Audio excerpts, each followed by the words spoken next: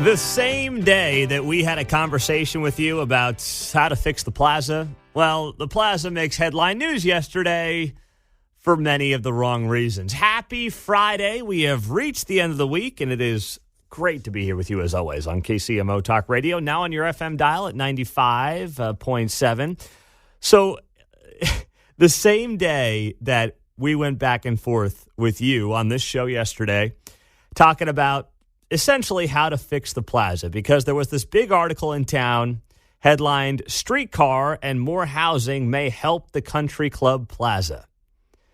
And, you know, I came to a very simple conclusion yesterday that I think many of you would agree with. And that is, if you want to fix the Plaza, what do? Well, you get some damn cops down there. You try to make sure people know that they will not be able to screw around and break the law, whether it's stealing from Moose Jaw, whether it's causing a ruckus at the hamburger joint down there, Shake Shack, whether it's anything else that's gone on in that part of town that has led to people saying, you know what, I'm not going to bother. I'm not going to go down there. I'm not going to spend my money down on the Plaza. There's an easy way to combat this with police presence.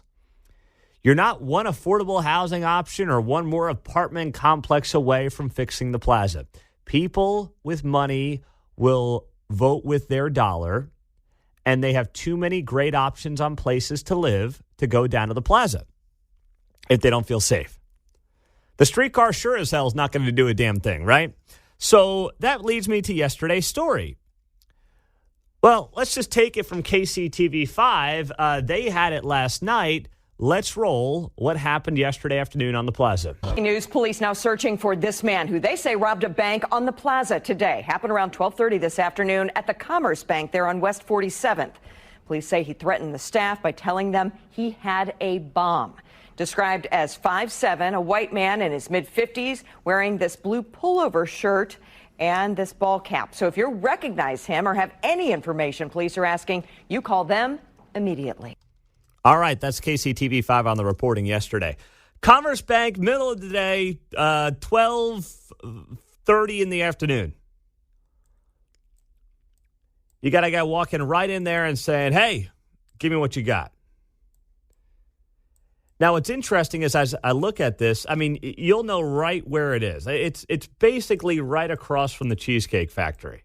Right down the street from, some good restaurants, Rye. I didn't realize there was a place next door to it that we used to go to when we lived downtown, kind of a coffee lunch shop there, and it looks like that's now closed, so can't believe that. Talk about a bombshell. But anyway, it's like middle of the day, you've got guys walking right into Commerce Bank on the Plaza and robbing them.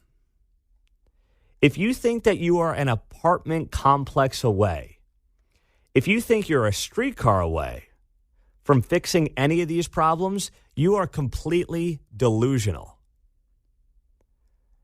And by the way, the streetcar, frankly, might only make things worse because nobody is not going to the Plaza from other parts of town because they don't know how to get there, right?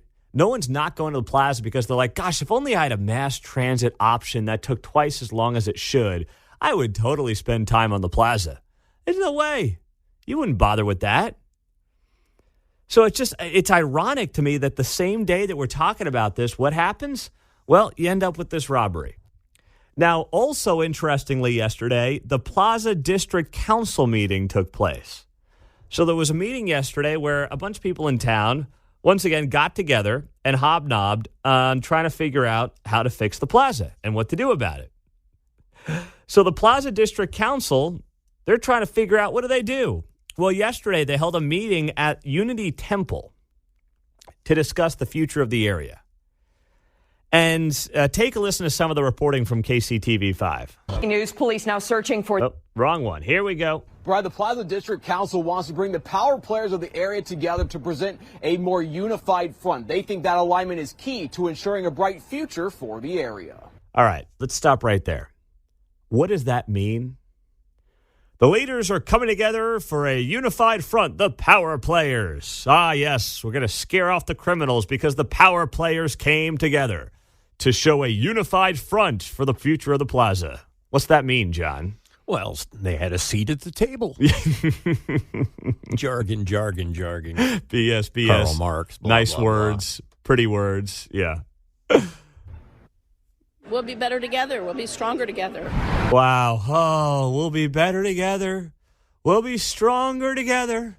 United front, seat at the table. Any other platitudes you want to work in the first 15 seconds of this report? Are you kidding me? The Plaza District Council wants to provide leadership for an area near and dear to the heart of Kansas City. We would like to think that we have a shared interest in having the whole district cohesively be thought about in a more of a broad way. When you have alignment like that, you can get... What the hell does any of this mean?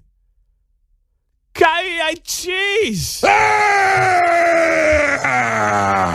It's all about feelings. Vision, alignment, success, shared interests, cohesive. Oh, my goodness, John. It's driving me nuts. I don't, the only thing I could see, since I'm old enough to know the thing, is, the place was founded as a shopping district for the houses that are around the area, It was more late 70s, 80s, it went all upscale, Rodeo Drive Jr. kind of thing, right? So I don't know if they wanted to return to what it was when Sears is on the plaza. You got a bowling alley, Woolworth's, the dime store, used to be down there and that kind of thing. Then say that. Just say something. How about this? Just say something Right. of substance. I just say something outside of pretty BS words, because that's all I'm hearing from these people. More things done. The group hopes to learn from the successes of the downtown council and apply those lessons to the plaza. Just look at what happened with downtown. When I was growing up here, you could not go to downtown after 5 p.m. There was nothing going on. If things could be revitalized on the plaza, that would be amazing too. The council is already in contact with HP Village Partners. That's the Dallas-based group reportedly in talks to buy the plaza. Retail's a changing creature.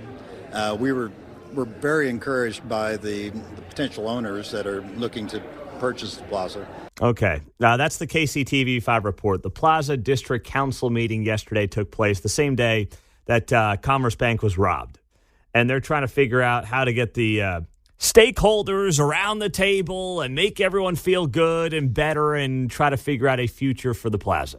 Interestingly enough, physically, those locations are at opposite ends of the plaza, aren't they? Yeah, that's a good point. Kind of symbolic. Yes, that is. So you sit there and you listen to these people say all these pretty words. And why is it I watch a 2-minute report, and I'm not blaming KCTV5 at all for this. They just interview people, and they're going to say what they're going to say.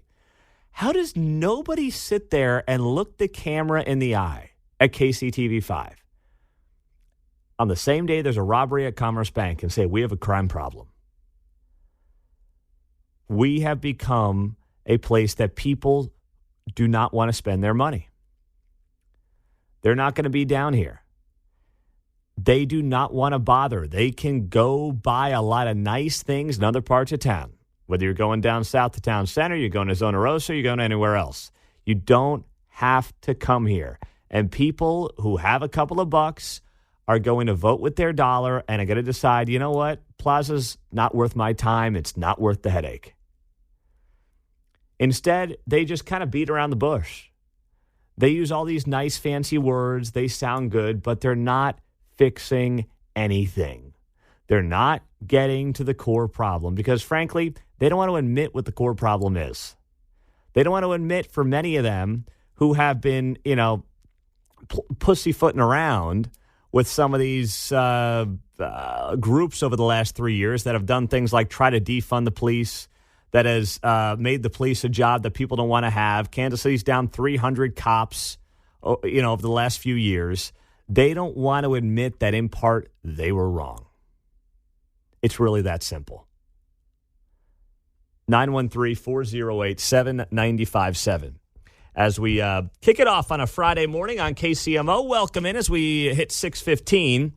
Well, speaking of Kansas City, the mayor of Kansas City was none too pleased with me yesterday, and he said as much on this show. That's right. I'll tell you why the mayor was mad at me, and we'll play the audio of him expressing his frustrations with me coming up next on KCMO Talk Radio 95.7 FM. When we had Mayor Lucas on yesterday, he was not a happy camper with myself. And I'm not surprised by that. But to his credit, as he does each and every week, he came on the show, John. Very festive of him to note that he had a bone to pick with you. Yes. As Thanksgiving draws near. That's right. All right, where is it? Thanksgiving.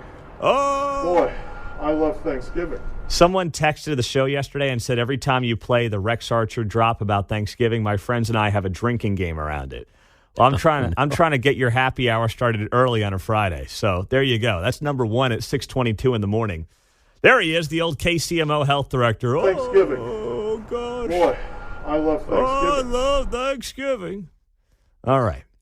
So Mayor Lucas came on the show as he does each and every Thursday. He came on, though, a little closer to 9 o'clock. He had a conflict in his usual 7:30 slot. So here's what he was mad at me about. He was mad at me, and I said this on the show last week, but I think where he saw the comments, based on how he insinuated it, is Kansas City Week in Review on PBS, where we were asked about Mayor Lucas making these endorsements in Johnson County last week, in the school board races, the city council races, everything else. And as you may recall from last week, I criticized him for that. I'm like, listen, the mayor of Kansas City, you're in a different state, you're in a different county, you're in a different town. Is anyone really looking for the mayor's endorsement in Overland Park? Is there a housewife sitting at 135th and Antioch who on Election Day is like, I can't go to the damn polls until I get Mayor Quentin Lucas's endorsement list? I don't think so. That was my point. And that when you have some of the issues that Kansas City has had, it doesn't seem like a good look to be dabbling in other regional politics. That's my 2 cents. But the mayor disagreed with that. To his credit, he came on the show yesterday and expressed those disagreements, and I gave him the floor to do that very thing. So here is Quentin Lucas yesterday telling you why he's upset with me. I criticized you over endorsing in Johnson County, but it seems like you then realized you might have made a mistake because you deleted the post where you endorsed in Johnson County. So take me through that. You are on the wrong social media network. That's just on Twitter. It's up on Instagram today. It stands on Facebook as well. There was somebody who disagreed, I think, with one of the school board races that was listed there, and I have no regrets on supporting endorsements. And indeed, when Mike Parson, the governor of Missouri, endorsed in the Kansas gubernatorial race, as he did, I didn't hear you talk about that. I've had a number of people endorse in city council, my races. I go around the state of Missouri and sometimes Kansas to endorse. I was asked to participate in the Wichita race. So where I may disagree is your assertion that absolutely nobody cares. Actually, people do all the time. I've been blessed to have endorsements from people outside of Kansas City before. I'm always happy to support people, and I'm proud of how well Democrats did the other day. I heard from a number of them who are happy with the results of last Tuesday's election. They did very well, but I guess my question is this, especially since Democrats are more likely to do early voting than Republicans. Yeah. Why didn't you endorse when early voting started 10 days before the election? It's actually pretty simple. Another thing you missed, and it's a shame I don't get to be on the shows that you are, my predecessor, Sly James, also endorsed in select Kansas races. I was actually asked by someone, hey, can you opine on some of these things? There are folks that occasionally, when I post a whole ballot, as I did in that race, and I've done it in Missouri races, there are more people than you would think who would say, oh, I didn't even know there's an election today.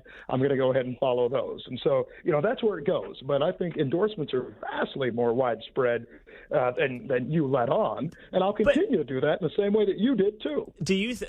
Well, I only did it after you did it. In fairness, do you? I mean, just in general, do you think the political climate is across the board? I don't think people in general care about endorsements that much. I mean, it's not a you thing. I mean, I don't think in presidential races endorsements matter. I don't think people care that Ben Carson endorsed Donald Trump. Like, who cares? I am going to say I agree with you largely, except for this point, which is that there are a lot of people. It's It's a shame, perhaps, but there are a lot of people who just don't know who they're going to vote for in advance.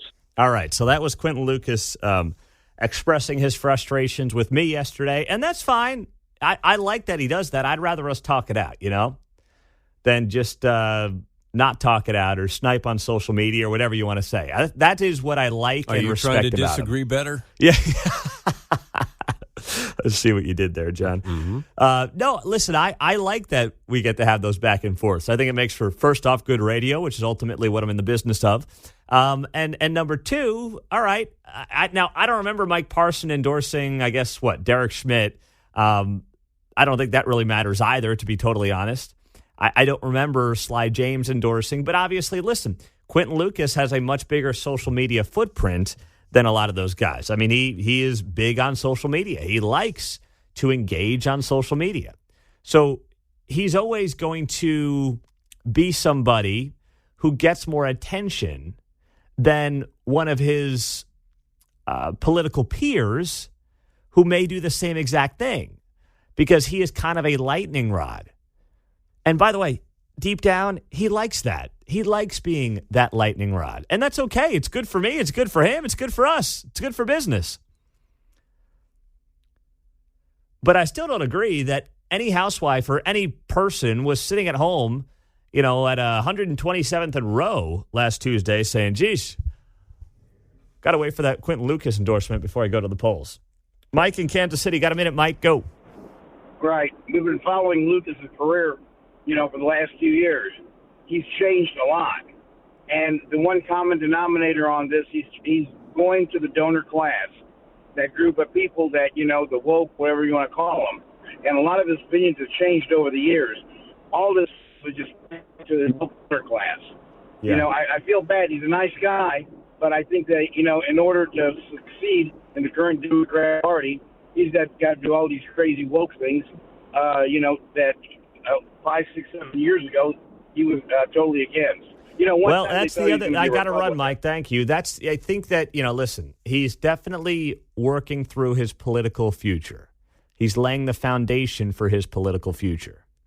Whatever that is, I don't know, but I think that you are right about that. And I would add to the conversation that the guy, is technically a nonpartisan mayor, and he endorsed every Democrat. So you couldn't find one Republican, just one. Find me one.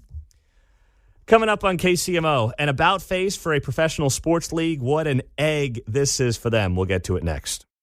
I'm here for some good news on a Friday, baby. Let's go. Woo! How are you? Getting ready for the weekend? Mark's grooving in there.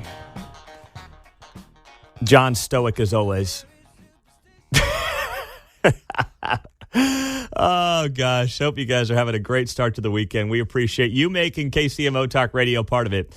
The reason I'm in such a good mood, not only is it Friday, not only is Bill O'Reilly going to be on the show at 8:30, not only is Frank Bowl going to be in the studio at 9 o'clock, but Major League Baseball, without admitting they royally screwed up and bought into Democrat disinformation and misinformation, they have righted a wrong.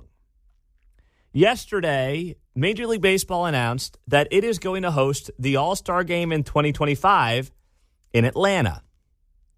Now, you got to go back 2 years to a time when Major League Baseball in April of 2021, I remember talking about it right here on the show, announced that it was moving the All-Star Game out of Atlanta to Denver. Why? Well, they were leaving the All-Star Game in Atlanta because of the Election Integrity Act of 2021, originally known as Georgia Senate Bill 202. Major League Baseball bought in to what Stacey Abrams was selling. Stacey Abrams, of course, still probably thinks she's the governor of Georgia. She is not. And she led this movement in Georgia that this bill, Georgia Senate Bill 202, was Jim Crow 2.0. That this was going to set black people back from voting, and this was looking to shrink the voting pool, and Georgia was going after Democratic voters after Joe Biden beat Donald Trump in Georgia during the 2020 election. Now, that was a bunch of nonsense. It was a bunch of BS. But Major League Baseball, led by its commissioner, Rob Manfred, He bought into it. Hook, line, and sinker. Like a lot of people did on every woke Democratic cause from 2020 through 2021. Now, here are the facts. Here's what actually this bill did. Just so we're all, I know it's 2.5 years ago now, so you might not remember. But what this bill did is it replaced signature matching requirements on absentee ballots with voter ID requirements. It limited the use of ballot drop boxes. Now, before you say, oh, boy, this is a Republican conspiracy around drop boxes, here's what it did about drop boxes, all right? Just so we're all on the same page here. What it did is it says drop boxes went from being 24 hours a day, 7 days a week in a variety of locations, to only being available inside early voting locations and only accessible when those polling locations are open. So it just said, hey, we're not going to have drop boxes 24/7, 365 in random locations where nobody is. But the drop boxes, there'll be more of them, by the way, but they're going to be in early voting locations. That was one part of the bill. It also expanded early voting. How about that? People called this Jim Crow 2.0. It expanded early voting in Georgia. It bars officials from sending out unsolicited absentee ballot request forms, meaning we're not going to send you an absentee ballot unless, you ask for one. Wow, there's a novel concept. And it reduced the amount of time people have to request the absentee ballot. It increased voting stations and equipment where there have been long lines. Sounds like Jim Crow laws to me, right? Increasing voting stations. Makes it a crime for outside groups to give free food or water to voters waiting in line in order to solicit votes. Well, why is that unreasonable?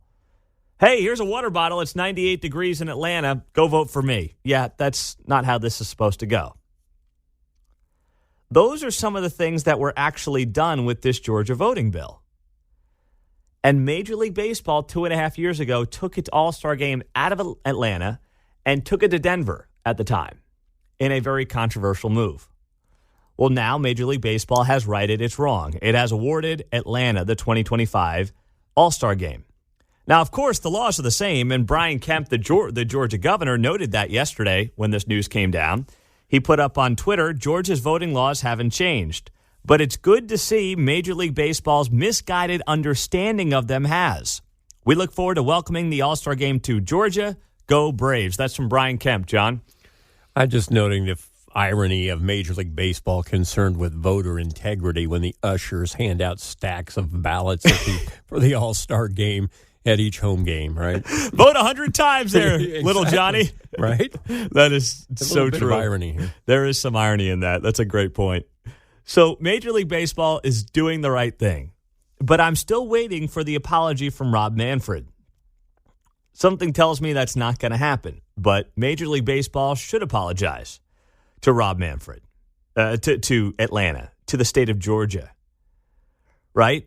They also should look themselves in the mirror and say, how stupid were we to think that this was a good idea, to think that it was the time to get involved in election laws at the state level.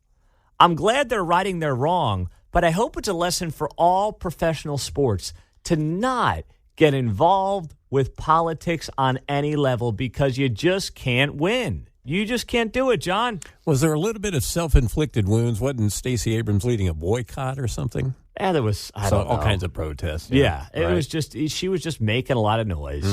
And it was during that 12 to 18-month stretch when if you came out against anything that was under the umbrella of woke, right, whether it was COVID, George Floyd, election laws, if you did anything that pushed back against this umbrella of wokeness, well, you were potentially on the verge of getting canceled. You were going to lose your job. I mean, Rob Manfred, part of his theory was, geez, I better do this. If not, I could lose my job. Mm-hmm. Everybody was in self-preservation mode. But now the pendulum is swinging. I firmly believe that. It is swinging back the other way.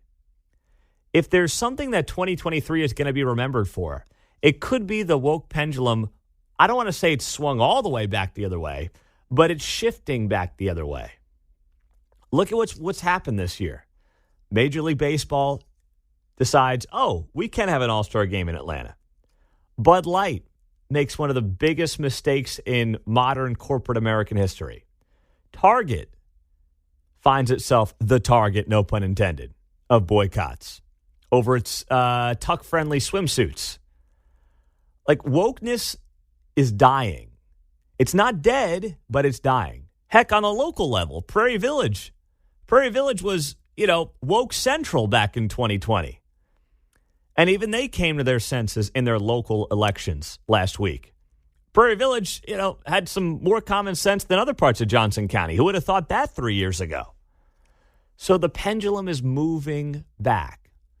We've seen this year also be about city councils around the country admitting they screwed up in attempting to defund the police. So I'm encouraged by what the last 12 months have brought.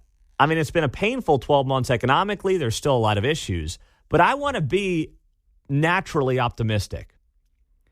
And whether it's Major League Baseball saying we're bringing the All-Star game back to Atlanta, whether it is, Bud Light realizing, gosh, maybe getting involved in the cultural politics of the day is bad business, and other industries and other companies learn from this. This is the kind of stuff that we need to see more of. And it's happening, and it's happened a lot this year. And I'm excited about that. I really am. 913-408-7957, 643 on a Friday morning on KCMO. Bill Eigel is going to be here just after 7 o'clock. He's running for governor of Missouri, and he was called out by Mike Parson on this show 2 days ago. So I'm going to allow him to respond here on KCMO Talk Radio 95.7 FM. It's good to be here as we roll through a Friday morning.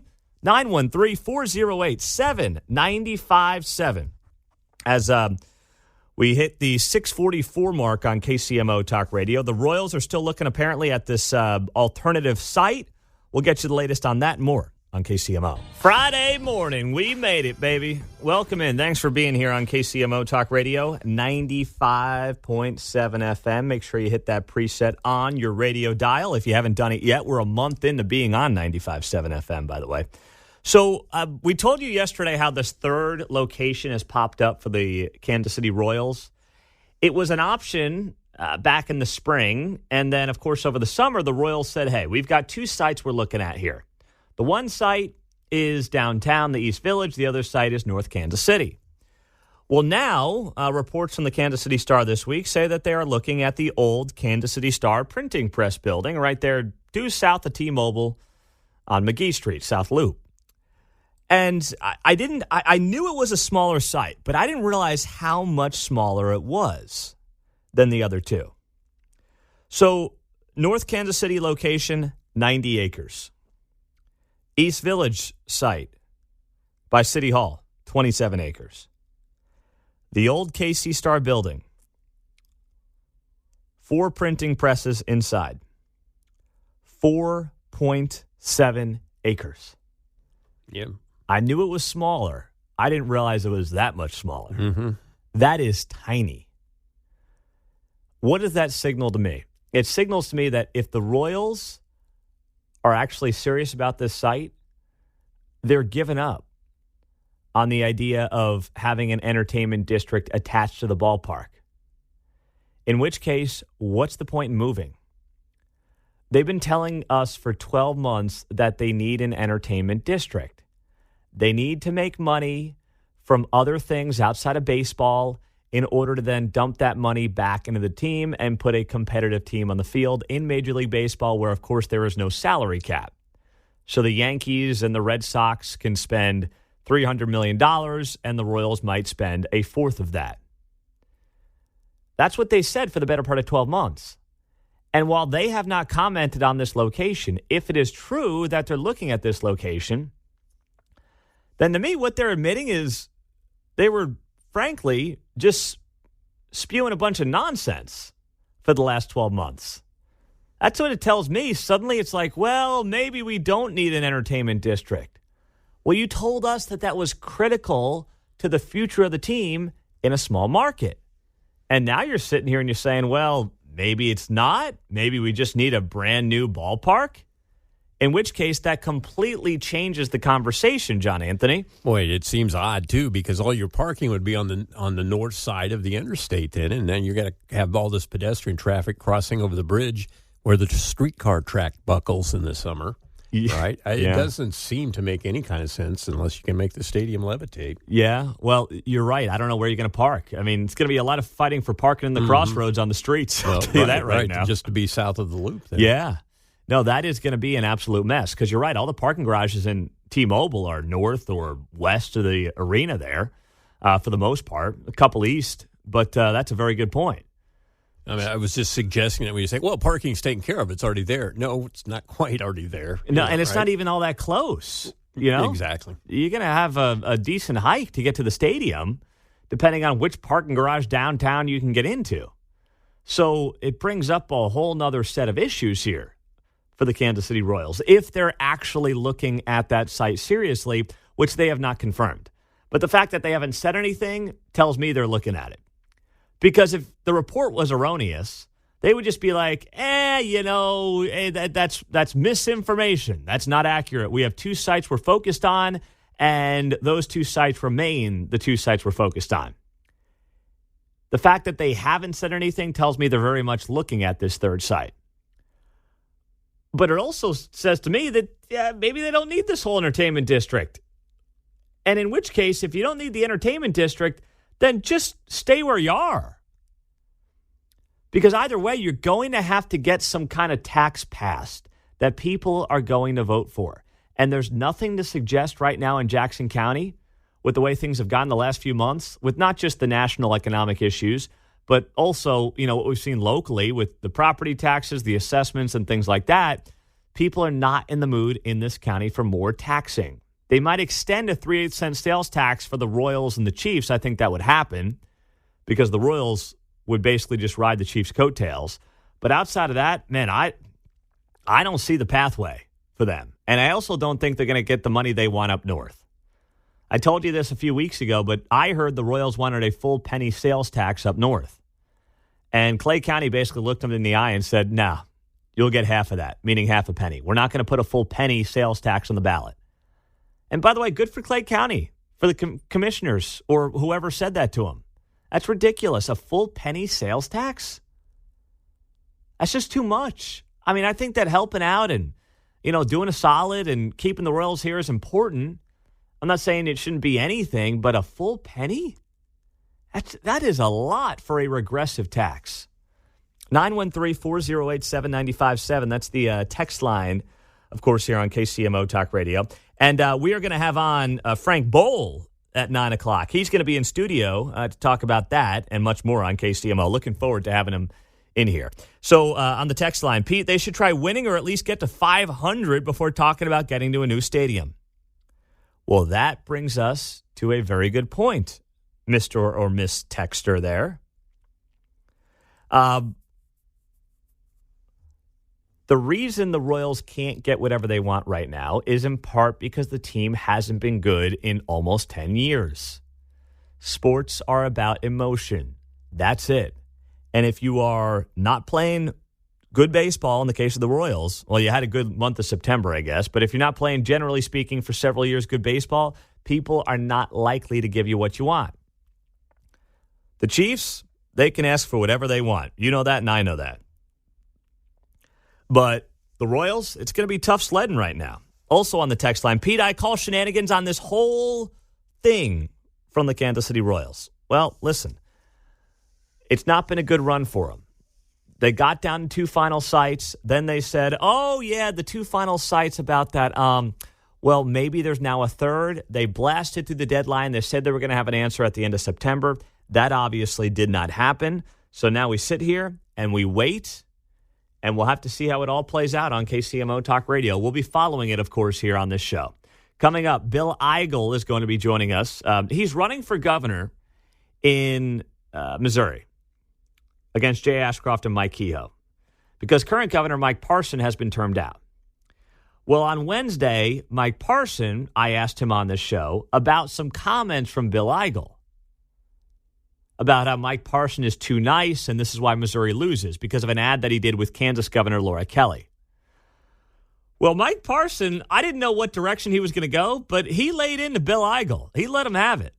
So I've got to let Bill Eigel respond to that coming up here on KCMO Talk Radio. He will do that next as we approach 7 o'clock on a Friday morning. Bill O'Reilly's going to be on the show at 8:30, so don't miss that conversation coming up right here on 95.7 FM, KCMO. Bill O'Reilly's going to be here this morning. 8:35. Don't miss it on KCMO. And we got a special announcement on a way he's going to be helping out Kansas City next month. So that's going to be coming up at 8:35 this morning. Make sure you're listening then.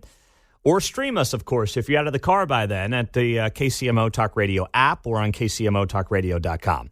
So, you've seen all these just anti-Israel protests all over the country, right? Including here in Kansas City. You got a couple of them on the Plaza. I mean, you had the sit-in in Emmanuel Cleaver's office, who, by the way, got to hand it to Emmanuel Cleaver. He is not giving an inch on this issue, and good for him on that. He doesn't care that a bunch of wokey-doke progressives are sitting in his office saying, ceasefire, ceasefire. He doesn't care. I got to give it to Emmanuel Cleaver. I saw he went on KCUR. That's the NPR affiliate here in town, the National Panhandler Radio, where they stick their hand out every few months and ask you for some money. He went on there, and he's like, sorry, they were trying to push him on the whole, ceasefire, the Palestinians. Hey, there was a ceasefire. It ended October 7th when 1,400 Jews were slaughtered for no reason other than being Jewish. That's when the ceasefire ended, you numbskulls. But anyway, I don't want to get off track here. Who's funding some of these organized progressive Palestinian protests around the country? Well, a name has come up. And the name of the guy is Neville Roy Singham and his wife, Jody Evans. This reporting has been done by an organization called the Free Press and the New York Times, by the way, reporting on this. Neville Roy Singham is a guy who is a software billionaire. His wealth stems from a company called ThoughtWorks. It's a software consulting company he launched in 1993, and he sold it 6 years ago for $785 million. He founded and has funded an organization based in Manhattan, New York, called the People's Forum. And they call themselves a movement incubator for working class and marginalized communities to build unity across historic lines of division at home and abroad. Singham and his wife have donated over $20 million to the People's Forum from 2017 to 2022 through a series of shell organizations and donor advisory groups, accounting for nearly all of the group's funding. So it's their organization. They were founded right there on 37th Street in Times Square, New York. And as of 2021, the organization had 13 staff members, and they held over $13 million in total assets. This guy is a China sympathizer, by the way. He has a place that he lives in Shanghai. He has close ties to at least 4 propaganda news sites that boost the Chinese Communist Party's image abroad, according to the New York Times. Remember, I'm reading this from the New York Times. I mean, this is something, right? This guy is a radical, Singham. He was born to a Cuban mother and a Sri Lankan father in 1954, and he grew up steeped in far-left politics. His father worked as a professor, and when he was 17, Singham joined the radical Marxist group and labor union League of Revolutionary Black Workers. No, he's not black. In 1974, this guy was investigated by the FBI as potentially dangerous because of background emotional instabilities or activity in groups engaged in activities in the U.S. 2 years later, he enrolls at Howard University studying political science. And then he rises the ranks of corporate America with his global startup, and he sells it 5-6 years ago for $785 million. But he never gave up on his radical politics. In 2017, the same year he sold his company and started this organization, the People's Forum, which has been funding a lot of the pro-Palestinian protests you've seen in major American cities, he marries his wife. His wife is a former Democratic political activist and presidential campaign manager for Jerry Brown. They got married in Jamaica. Ben from Ben & Jerry's was there. I don't know if Ben bought the free ice cream or what happened there, but Ben from Ben & Jerry's, and that guy, he's a total wacko. It's funny, all these people that are worth hundreds of millions of dollars seemingly hate America and hate capitalism. It's like, you can go to Venezuela if you want. I'm not going to stop you. Oh, by the way, this guy Singham, he said in 2008 in a profile in Fortune magazine that Venezuela under Hugo Chavez was phenomenally democratic and that China's economic policies should serve as a model for capitalist economies. He said in 2008 in this profile piece, China's teaching the West the world is better off with a dual system of both free market adjustments and long-term planning. It's amazing. These guys, they love America. They love making $1 billion here, but they seem to be very fond of Venezuela and China. Something tells me they wouldn't have made that kind of money there. Go figure. This is the organization that the New York Times and the Free Press are reporting have funded a lot of these highly organized anti-Israel protests around the country. And they're actually doing one today that's taking place across the world. Copenhagen, New York City, Idaho, and Iowa. And today's protest is being called Shut It Down for Palestine. You have wildly wealthy billionaires who are funding this stuff. That's where it's coming from, and that's why it's so organized. 913-408-7957. Hey, let me ask you, do you care whatever sideline reporters say during NFL broadcasts? One admitted to lying. We'll tell you about that next. Oh, the faux outrage. Please spare me. Happy Friday. Bill O'Reilly will be here 1 hour. Make sure you're tuned in then and stream us on the KCMO Talk Radio app. So if you haven't seen this, Carissa Thompson, she is a Fox Sports reporter. She also hosts Thursday Night Football on Amazon Prime. She's the lead studio host there. She went on the Pardon My Take podcast. It's one of the most popular sports podcasts done by two of the guys at Barstool Sports. And she made comments that sent media into a tizzy yesterday when she admitted that she would, at times, make up her sideline reports. You know, when the sideline reporter is standing there and talking to the guys back in the booth about how she talked to the coach coming out of the tunnel, and the coach said, blah, blah, blah, blah, blah. Well, she admitted that there were a couple of times over her career that she made those up. I haven't been fired for saying it, but I'll say it again. I would make up the report sometimes because, A, the coach wouldn't come out at halftime, or it was too late, and I was like, I didn't want to screw up the report, so I was like, I'm just going to make this up because, first of all, no coach is going to get mad if I say, hey, we need to stop hurting ourselves. We need to be better on third down. We need to stop turning the ball Pressure over. the quarterback. We need, yeah, exactly, and do a better job of getting off the field. Like, they're not going to correct me on that. Right. So I'm like, it's fine. I'll just make up the report. Hey, you know what? She's right. She's right. Now, there has been sideline reporters across the country who have taken the moral high ground. Oh, this is Oh, this is disingenuous. We can't lie to our viewers. Here's why they're all saying that, and I'll read you some examples. What Carissa Thompson just said is admitting the truth. No one remembers these reports. Nobody cares about these reports. So what you have is self-preservation mode going on from sideline reporters. Tracy Wolfson, CBS, of course, she's with Jim Nantz and Tony Romo. She put up on Twitter yesterday, this is absolutely not okay. It's not the norm and upsetting on so many levels.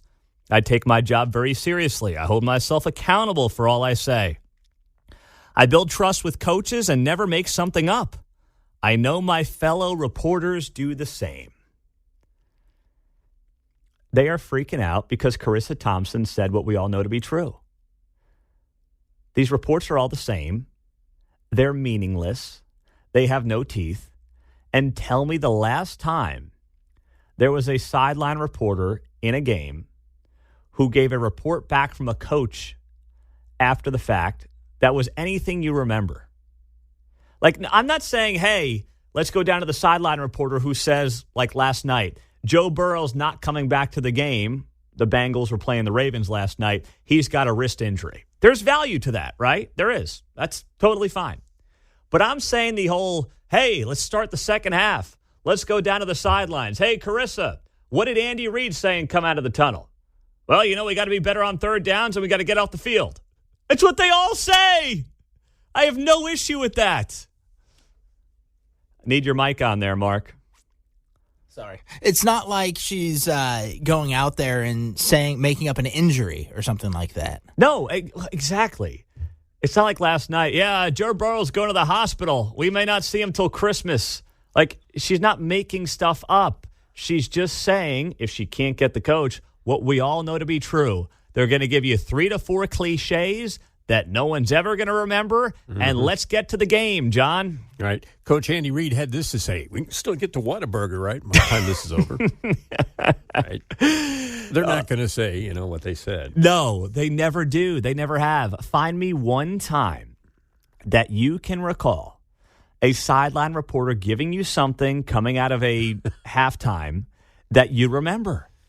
It's a filler. That's all it is. It's a way to fill time. Mm-hmm. That's the only purpose of it. I'm getting on a tirade here in my mind. Well, save it. Preseason 65 toss power trap. They go on too long on the sideline. That's true. That's very true. So I'm sitting here and I'm thinking about this, and I'm like, why are these sideline reporters all going high and mighty on Carissa Thompson? Well, because they're trying to protect themselves. That's what this is really about.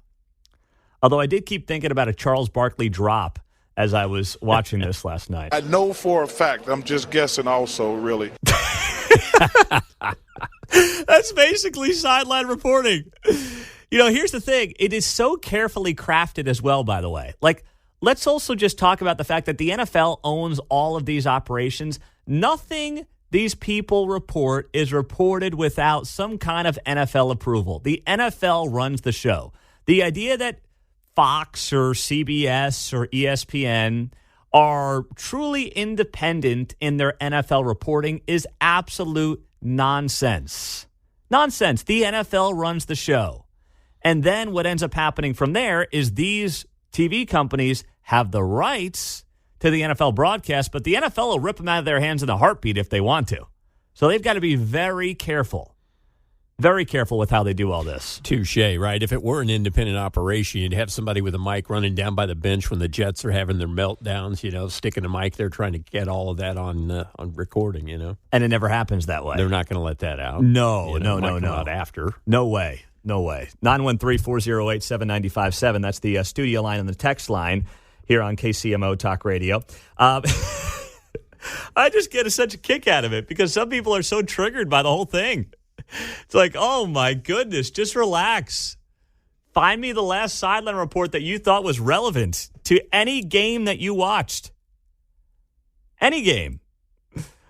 Pete on the text line, she should be suspended at the very least. If no one cares about the reports, why did she bring it up?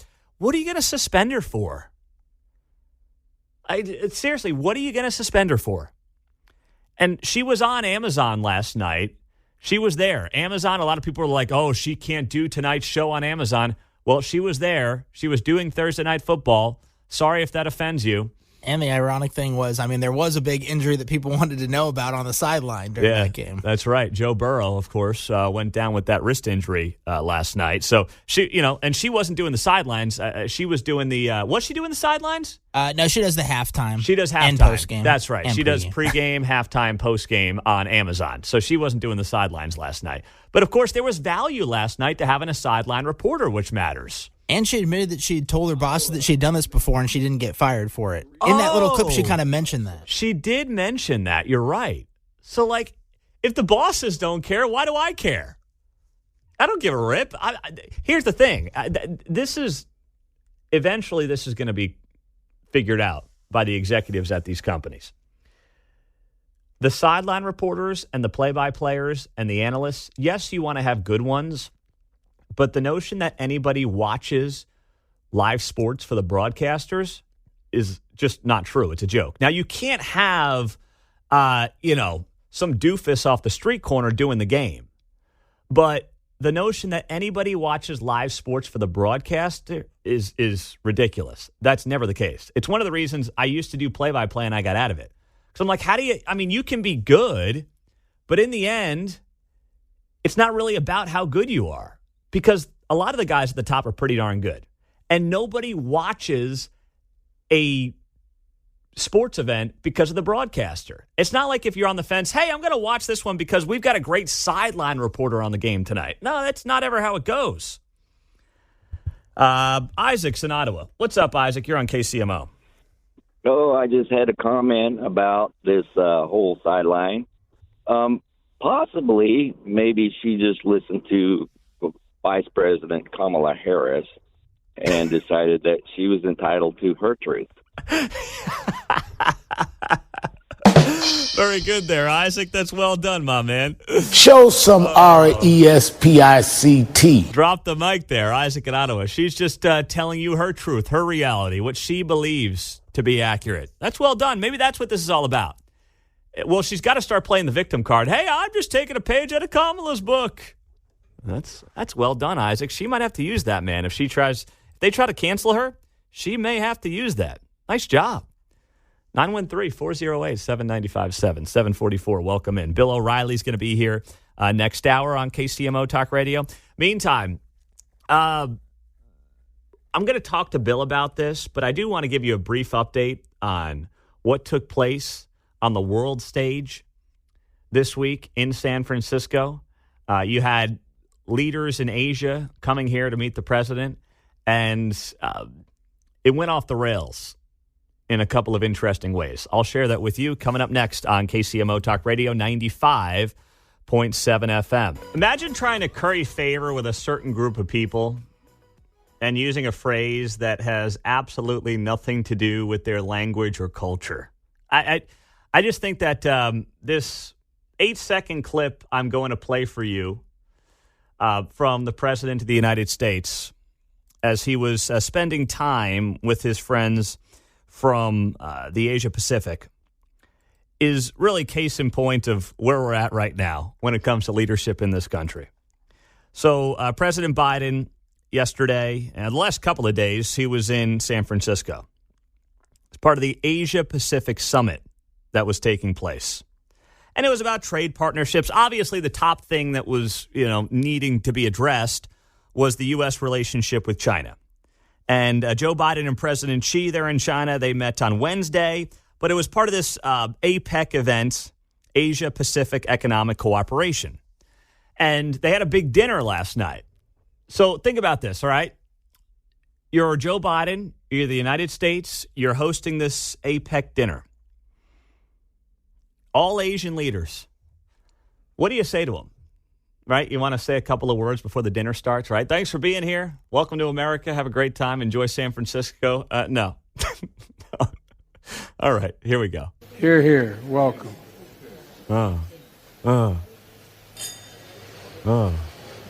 Wait for it. Just wait. Here we go. Bon appetit.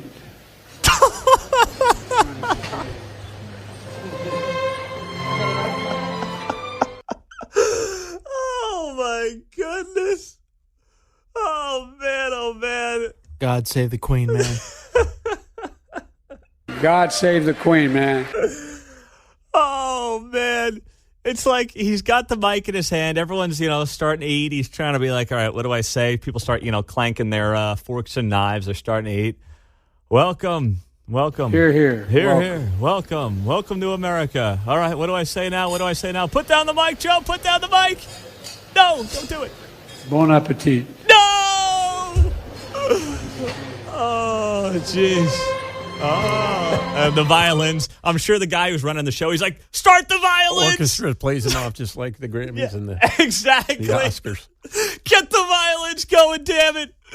Take the mic. He's going to start doing a Julia Child impersonation after his Bon Appetit. Oh, my God. Such a cute soundbite. Oscars was exactly what I was thinking when that music started. Oh, that is so Oscars right there. By the way, if I'm one of the Asian American leaders, I'm like, screw this. I'm going to Red Lobster. I'm not worth your Red Lobster money. Oh, that's it. I'm out. This guy's telling a bunch of Asian leaders, bon appetit. Breaking out his finest French language. Oh, jeez. You can't. I mean, this is like out of a sitcom, man. I mean, you can't make it up. What do you say? What do you say? What do you say? What do you say? Bon appetit. I'm sure the Asian guys are like, what's he talking about? What did this guy just say? Bon appetit. What is this? Eesh. All right. Now, on a serious note, he did give a speech yesterday. Didn't go much better, but he gave a speech. At least he wasn't saying bon appetit in the middle of the speech. But he gives a speech yesterday. And, think about what the world's been through the last just few weeks. Forget the last few years, the last few weeks, right? The last few weeks, what the world has been through. We're seeing chaos around the globe. We've seen terrorism against one of the great allies of the United States of America. And the president, someone wrote this in the speech, somebody else approved it, and then he spoke it. Nowhere is that more true than when it comes to climate. Every economy around this table faces this challenge, every one of us. And as I've said before, it's the only existential threat to humanity. We either get this right or there's not going to be a whole lot of people around to talk about it. What? The most existential threat to humanity is climate change. 6 weeks after we saw one of the worst terrorist attacks against people, the Jewish people, in modern American history, certainly the worst since the Holocaust. And we're seeing global chaos breaking out. And we're talking about climate change as our existential threat. I'll tell you what, ask the people in Israel. You want some climate change or you want some Hamas next door to you? Sign me up for the climate change 10 out of 10 times. Like that kind of line works when everything's going well. Like, they can get up and they can give those speeches back in 2017, 2018. You've got global stability. You've got a pretty good economy. That's when you're privileged enough to be like, climate change is the real existential threat. I don't know. I would ask people in some third world countries, in some of the, as Trump used to call them, S-hole countries around the world, if climate change is really top of mind. Anyone who says that climate change is the existential threat of our time is somebody who is showing and wearing their privilege on their sleeve. It is not. Ask any working stiff right now if climate change is a top 3 issue for them. I guarantee you it's not. But on Madison Avenue, in Hollywood, in places like that, where, inflation is kind of a thing, but they're not feeling it, they can sit there and they can, oh, boy, we got to get this climate change under control. We better do that. John Kerry can talk like that. He can say that. He's lucky he married into a ketchup family. But normal people are not thinking about it. And by the way, especially not the last few weeks with where the world has gone. So it's not that I'm shocked that it was said, because this line has been said for a long time now by this guy. It's more the timing of it, right? I mean, the guy's meeting with President Xi. They're talking about fentanyl. We've got 100,000 people a year getting killed by fentanyl in this country that's being manufactured in China. And, oh, boy, we better get climate change under control or else none of us are going to be here. Well, I don't know. I've got people, and people who are losing sons and daughters and friends and aunts and uncles to fentanyl poisoning that's coming from China, going to Mexico and flooding our border. And you guys are acting like climate change is the thing that's going to kill us? It's just out of touch. But I guess I should say that's nothing new. And if you're just getting your breakfast started, bon appetit. Coming up next on KCMO Talk Radio, the Plaza. There was a big meeting yesterday from all the important fancy people on trying to figure out how to fix it. But do they really have the answer? We'll get to that coming up on 95.7 FM. And then we got Bill O'Reilly at 8:35. God save the Queen, man.